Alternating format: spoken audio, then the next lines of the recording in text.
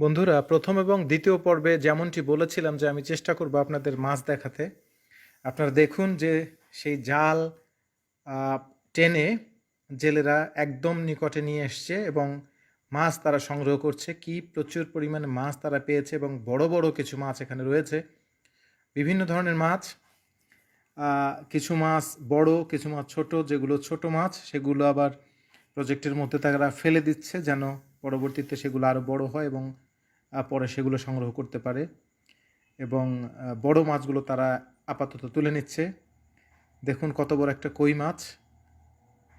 এখানে variety variety মাছ রয়েছে। কই মাছ, তেলাপিয়া মাছ, রুই, কাতল, গ্রাস কার্প, সিলভার কার্প, তারপরে শোল মাছও দু একটা উঠেছে আমি দেখেছি। আপনাদের দেখাতে পারলাম কিনা আমি জানি না। মোট কথা, খুব আনন্দ সহকারে ওনরা এই মাছগুলো সংগ্রহ করে এবং প্রায় রেগুলারই ওনরা এই মাছগুলো ধরতেছে এবং বিক্রি করতেছে। আগামীতে আরও দেখাবো।